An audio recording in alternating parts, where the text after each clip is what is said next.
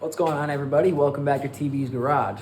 Today we are working on the Excursion again, 2003 7.3 Powerstroke, and it has got some bad oil cooler O-rings. It leaves atrocious piles of oil everywhere you park it, especially when it's cold out. You start the truck, oil doesn't leak, you walk away, let it warm up for 10 minutes, you come back, huge pile of oil, but it's not leaking.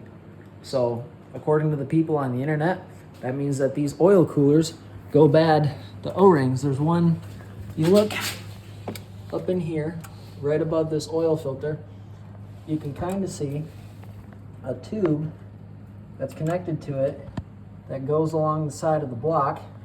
And I'll get in there and get you a better look, but there's some huge O-rings that seal this tube to the housing, and those go bad, they crack, they shrink over time, and next thing you know, when you start the truck and it's cold out, the O-rings will leak until it warms up enough for all the metals to expand and do their thing and seal up again. So let's get into it. The first thing we got to do is drain the oil, and then drain the coolant, and then work on getting it out. You take a nail and you poke a hole right there in the bottom of the filter, and it drains it out so there's not oil pouring down the side as you open it up. Who tightened this?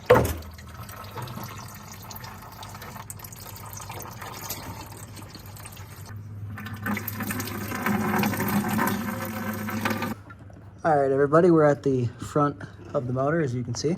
See that tube coming through right there and into this housing. And the two bolts that you gotta take out. You can see mine are already loose. There's one right there and one right there. You gotta take those two out. And then you gotta go back to the other side and take three out of that other side. Back here again, and there's three bolts to take out, okay? You can probably see them. 1, 2, 3. I've already taken that bolt out, and this bolt is almost all the way out. I just need to buzz it out, and then leave that bolt tight until the very end, and I'll show you why. I got the two bolts out. I'm now going to take the last one out. You're going to want to have a drain pan here, because as soon as you crack this last bolt, a whole bunch of blazing hot coolant, hotter than hell, plus the sun itself, is going to come spilling out from all directions, and I've already got oil dry down because it's going to splash everywhere, and it's probably going to burn me, but that's okay, because, you know, it's all for the truck.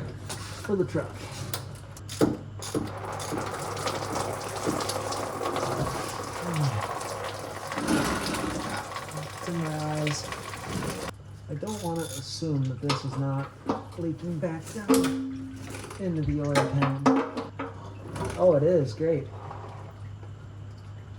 Okay.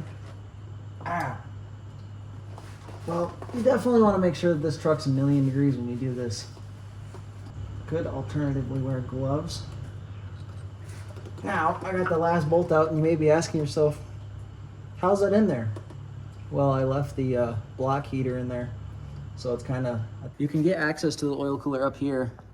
You can see the flat face where it sits, so you can kind of get at that top bolt from here. You definitely have to lay on the ground under here to get the bottom one on that front bracket. And then the bracket that sits right back in here on the oil cooler, or the oil filter spot, those three came out easy. But let's get this sucker cleaned up. There's tons of gunk. I'm probably gonna need about 4 hands of brake clean and a wire brush.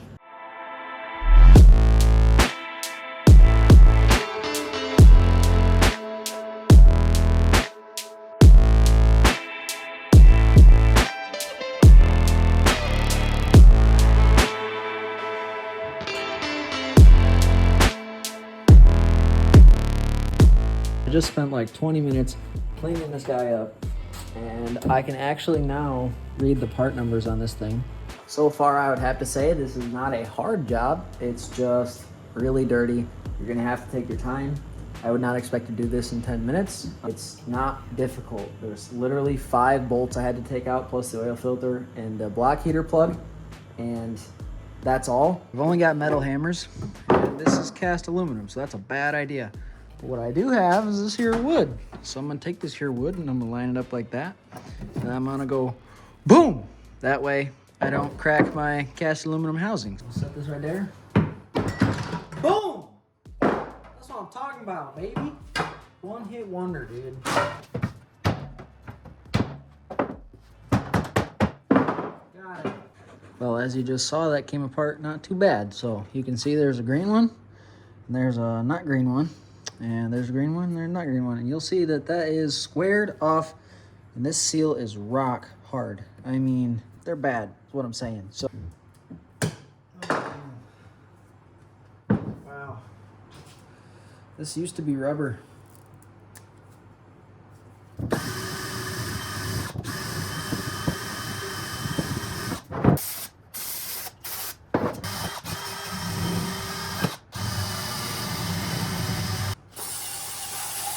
Where the O-rings ride is much better.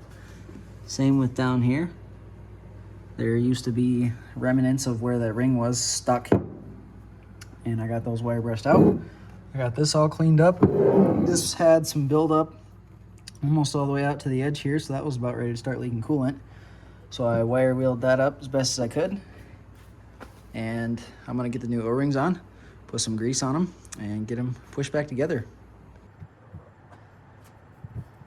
Make sure that O-ring's still on there.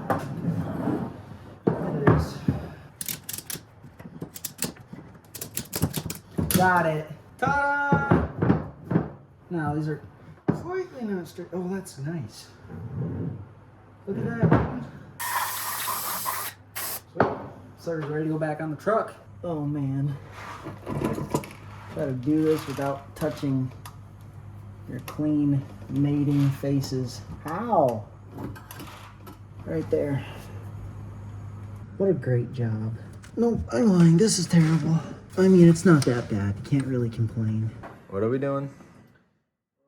The drain plug is out, and we're going to toss a quart or so of oil down it and get it to kind of flush the edges of the pan. I think that there's some residual junk sitting at the bottom, and I want that to kind of come out. Oh, look, that fresh oil you put in is black. Yeah.